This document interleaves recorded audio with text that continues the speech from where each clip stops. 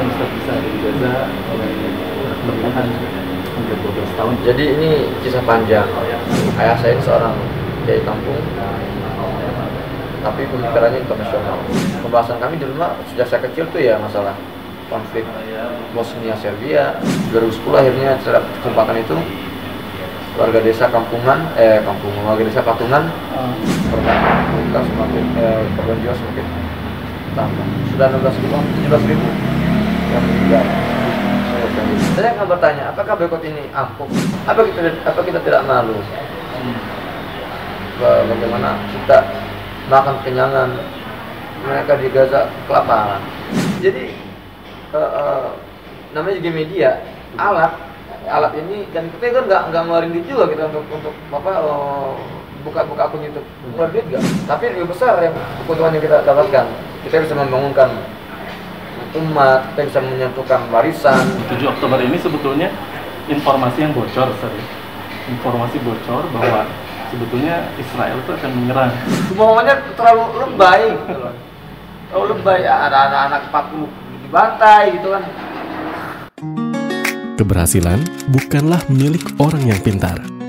Keberhasilan adalah kepunyaan mereka yang senantiasa berusaha terkoneksi dengan hal-hal yang ada di luar diri untuk memunculkan ruang inspirasi. Hari ini, sosok inspiratif hadir kembali dalam Ruang Inspirasi. Seorang aktivis kemanusiaan juga jurnalis yang menjadi jendela agar Indonesia, juga dunia, mengetahui bagaimana kondisi terkini di Gaza, Palestina. 12 tahun ia telah jalani, mengabdikan diri tinggal di Gaza, Palestina, adalah mimpi yang terwujud bagi sosok yang akan berbincang dengan kita kali ini, yang memang sedari kecil sudah ditanamkan kecintaan pada Palestina oleh orang tuanya. Inilah dia tamu kita hari ini, Ustadz Muhammad Hussein Gaza. Bismillahirrahmanirrahim. Assalamualaikum warahmatullahi wabarakatuh. Sahabat MK, alhamdulillah hari ini kita kembali lagi dalam podcast, dan senang sekali bisa silaturahim dengan narasumber kita, Ustadz Muhammad Hussein Gaza. Assalamualaikum warahmatullahi wabarakatuh. Waalaikumsalam warahmatullahi wabarakatuh. Alhamdulillah, luar biasa. Bisa silaturahim, dan terima kasih sudah muncul dalam podcast kami.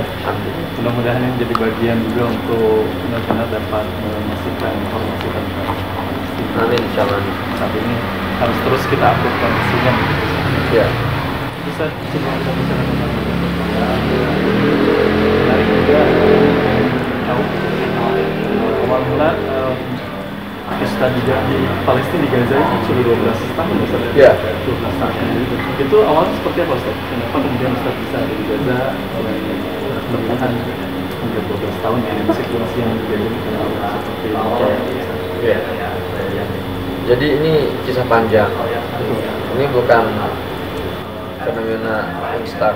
Saya bisa di Gaza, atau saya misalnya tiba-tiba di Gaza, gitu. Misalnya saya lebih sampai di sana, kuliah sana. Dari kecil memang saya sudah diedukasi oleh orang tua saya, ayah saya, ibu saya, bahwa saya sebagai seorang muslim memiliki saudara di Palestina yang sedang terjadi. Dari saya kecil sekali, dari saya mungkin balita, mungkin sudah di dokter seperti itu ya, disampaikan edukasi tarbiyah seperti itu.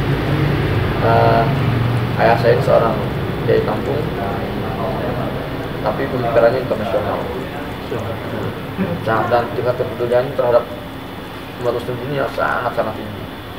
Pembahasan kami di rumah sejak saya kecil tuh ya masalah konflik Bosnia Serbia. Mungkin ya sampai sekarang belum paham apa itu Bosnia Serbia gitu, konflik itu. Atau konflik misalnya Uni Soviet dan Afghanistan. Bahkan ya yang pasti Palestina dan Israel ini menjadi topik utama di rumah sejak saya kecil. Orang tua memotivasi, mengedukasi, mentarbiyah, plus juga lingkungan saya, pondok pesantren saya, guru-guru saya senantiasa menanamkan kecintaan pada Palestina. Jadi bukan hal baru, itu sudah sejak tahun 90-an. Akhirnya ya saya mau termotivasi, saya mempersiapkan diri. 2010 akhirnya setelah kesempatan itu warga desa warga desa Patungan patungan untuk memberangkatkan saya ke Gaza. Dari satu momen 2011 akhirnya saya tiba di Gaza tanggal 5 Januari. 5 Januari 2011. Iya. Itu Sel berarti bukan hanya dukungan dari orang tersebut, tapi tadi Ustaz sampaikan hampir sampai patungan. Iya. Ya Allah.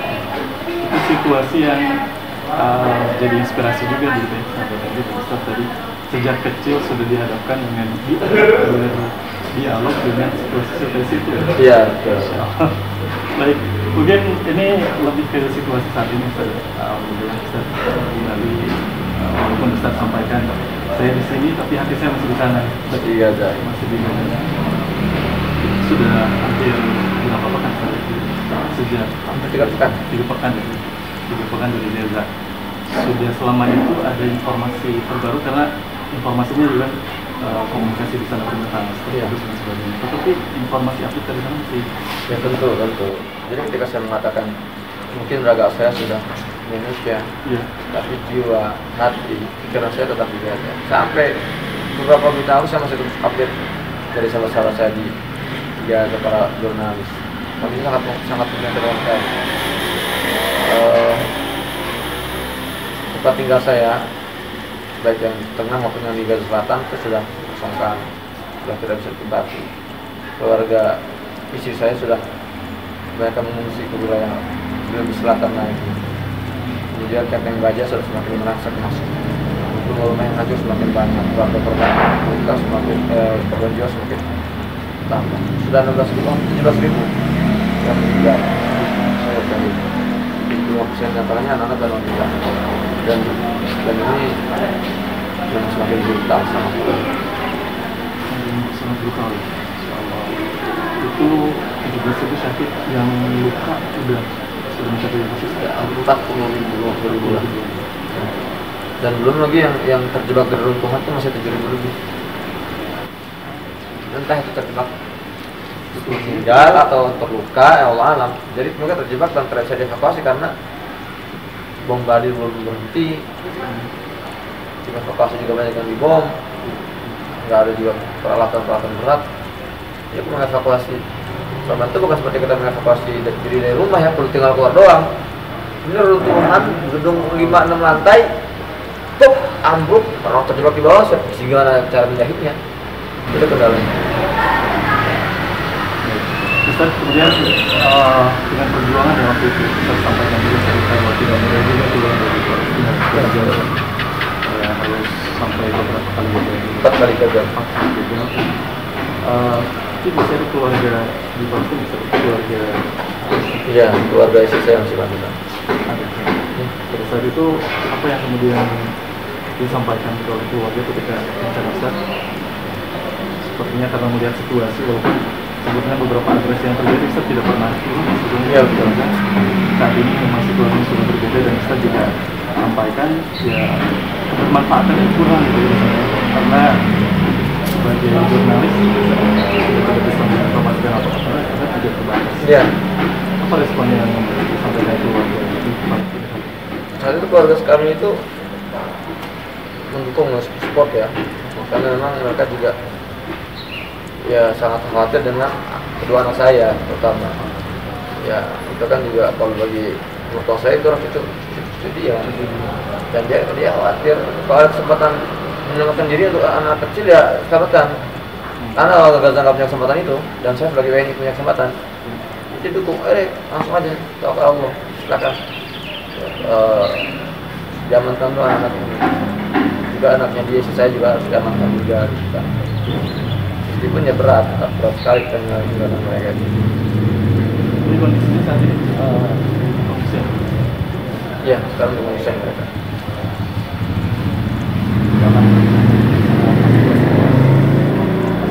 Kita saat ini dihadapkan juga dengan informasi yang kalau kita lihat juga saat ini mungkin kita perlu semangat lagi untuk benar-benar terus dapat membuat mensuarakan kabar-kabar informasi dari Palestina.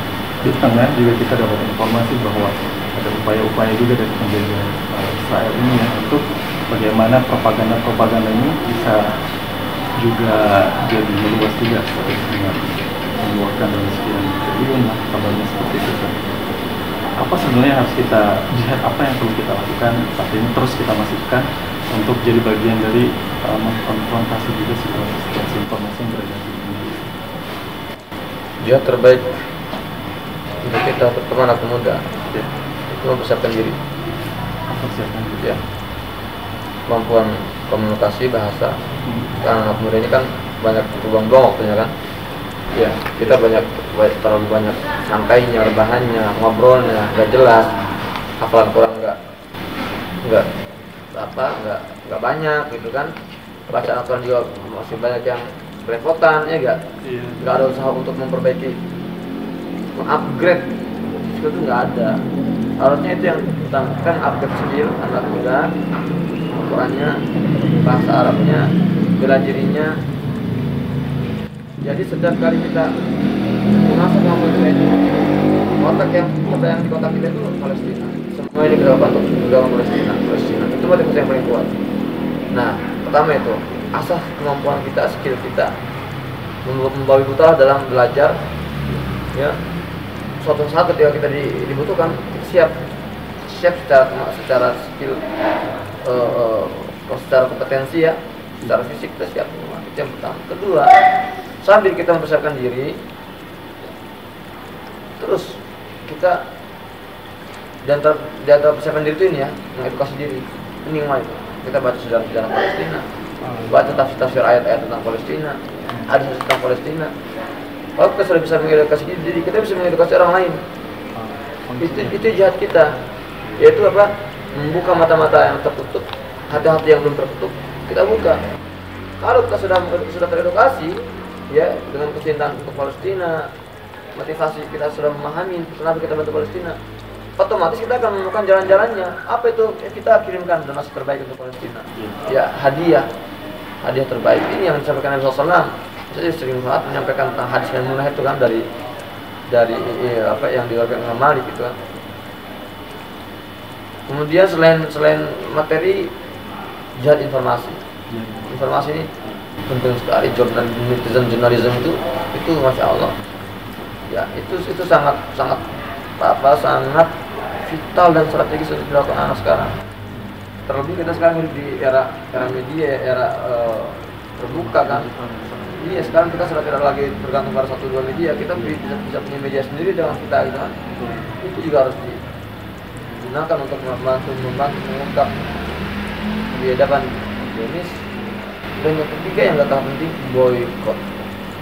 Ini boykot ini penting sekali anak muda. Saya mesti melihat kalau saya jalan-jalan di sekitaran Jakarta, ya Bandung, akan melihat ini kok KFC masih penuh, mobil masih penuh. Ini mereka nggak sadar apa yang mereka makan itu adalah daging-daging anak Palestina, dan mereka minum adalah darah anak Palestina.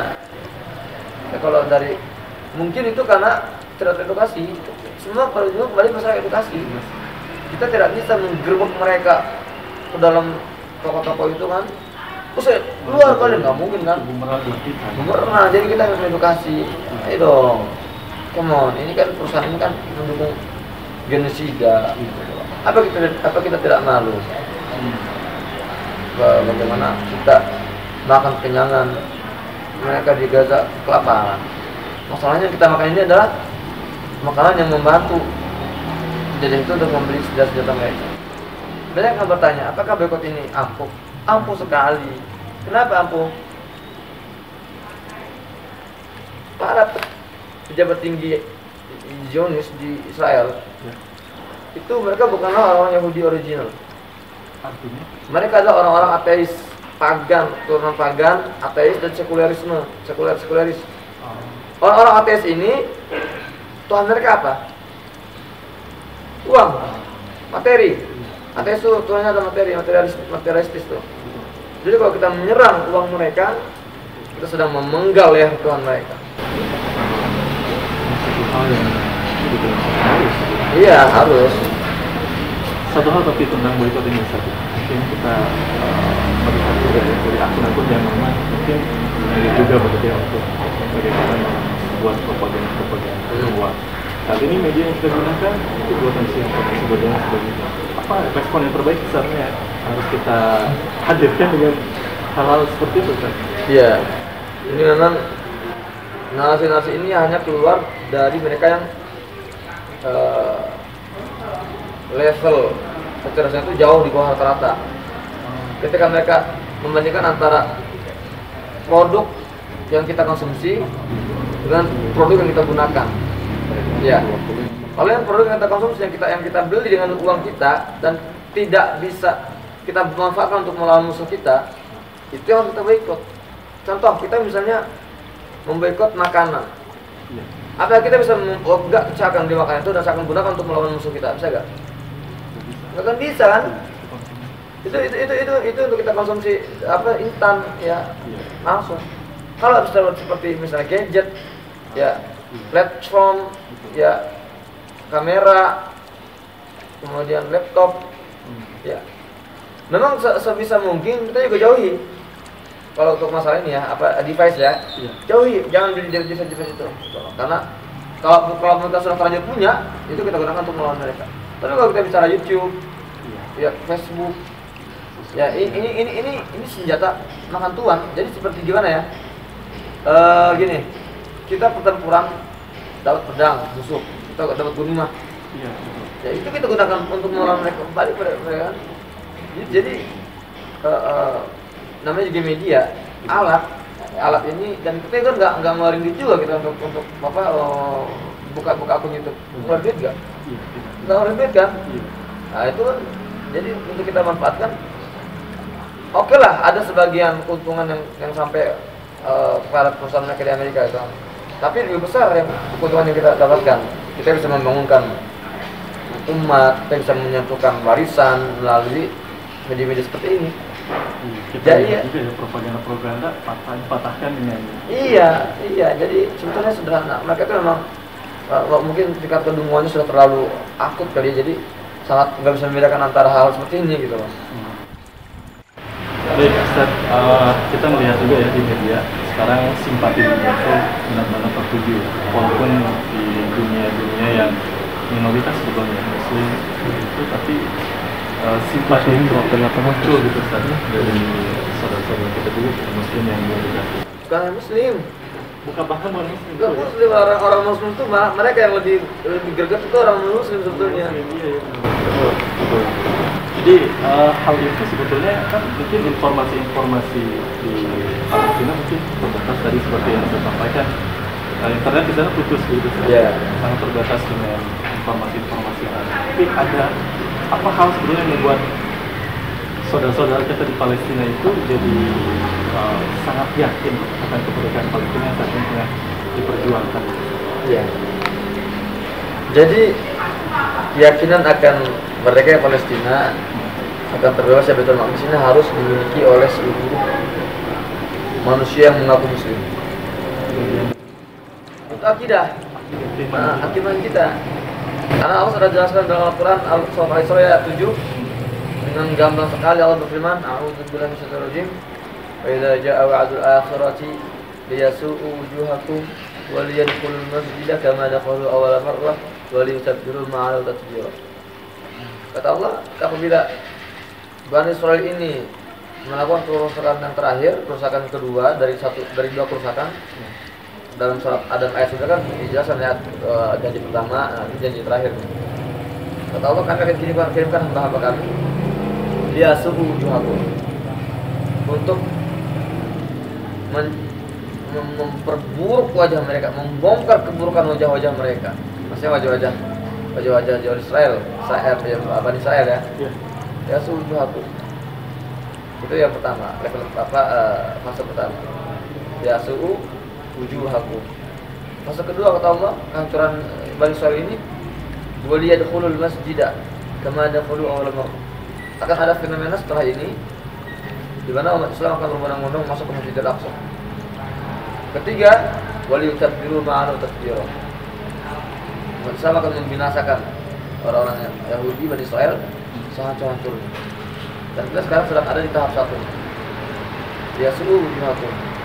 Bagaimana para pejuang Gaza ini ketika melakukan aksi 7 Oktober itu mereka punya misi membongkar kebohongan, kebiadaban, keburukan, propaganda Zionis Israel. Dan itu yang sedang terjadi. Dan kenapa sekarang kita lihat dunia ini bangun kan? Tidak hanya umat Islam, umat non-Muslim itu di mana terbangun dan mereka sadar. Yang selama ini mereka mendukung penjajahan Zionis, mereka terbuka. Wah, ternyata genosida ini, ternyata ini memang sebuah penjajahan gitu. Dia suruh wujuhakum. Jadi walaupun sebetulnya tidak hanya terpaku pada 7 Oktober lalu ya, sudah sangat panjang sebetulnya. Tapi saya menarik juga sampaikan bahwa 7 Oktober ini kan saya sampaikan di salah satu podcast juga ya, atau YouTube juga. Iya. 7 Oktober ini sebetulnya informasi yang bocor, informasi bocor bahwa sebetulnya Israel itu akan menyerang, tapi didului gitu ya, oleh Hamas, diduluin Hamas. Ya, betul. Dan itu satu hal yang nggak disukai oleh Israel. Itu sebetulnya bukan nggak disukai, jadi dalam siasat perang Israel itu mereka punya 2 prinsip yang nggak boleh mereka tinggalkan ketika perang. Prinsip ya? Iya, prinsip dalam pertempuran mereka. Pertama, Israel harus selalu menjadi pihak yang pertama memulai. Ya, karena pihak yang pertama menyerang itu punya peluang menang itu lebih besar. Ya, Mas Dery bisa mencatur. Sedikit. Orang kalau mencatur itu bidak putih dan hitam. Iya. Dan putihnya selalu jalan duluan. Nah, di mana-mana kalau orang mencatur pakai putih itu dia lebih dominan dalam menyerang. Nah, gitu, karena dia memulai inisiatif. Itu Israel. Prinsip kedua selain dia harus pertama memulai, ya dia harus memindahkan arena pertempuran itu di wilayah musuh. Oh, tidak di wilayah sendiri? Iya, wilayah sendiri. Iya, jadi itu. Nah, makanya yang terjadi di 7 Oktober itu dua prinsip itu diambil oleh para pejuang. Jadi pertama pejuang yang mengatakan inisiatif, kedua battlefield itu di wilayah musuh, di wilayah Israel. Makanya mereka kalah sekali dan mereka itu benar-benar tercoreng-moreng itu makanya itu. Mereka sudah hancur lebur dari segi intelijen, mereka sudah kebobolan, dari segi militer mereka dipermalukan. Sekarang yang bisa mereka lakukan adalah membantai, membombardir anak Gaza yang ini hanya menambah membantu para pejuang untuk menunjukkan kepada dunia inilah kasusnya Zionis. Mereka tidak mampu melawan militer Gaza, mereka arahkan lampiaskan kepada anak-anak dan wanita. Propagandanya di awal bahwa Hamas menunggang sebagainya terbukti dengan fakta yang ada ya. Itu mah benar-benar sebuah blunder ya. Itu Abu Janda aja kalau ngebohong lebih pintar dari itu gitu kan. Saya salah bohong ya pintaran Abu Janda untuk ngebohong itu. Ini sebuah propaganda yang benar-benar jijik. Iya, untuk sekelas Israel yang memiliki berbagai sumber daya keuangan finansial, mereka memiliki media dan mereka memiliki teknologi, kebohongannya terlalu lebay gitu loh. Oh lebay, ada anak-anak 40 dibantai gitu kan. Jadi itu juga harusnya pertaruhan langit, karena Allah sengaja melesetkan lidah-lidah mereka untuk menunjukkan kebodohan dan kedunguan Zionis.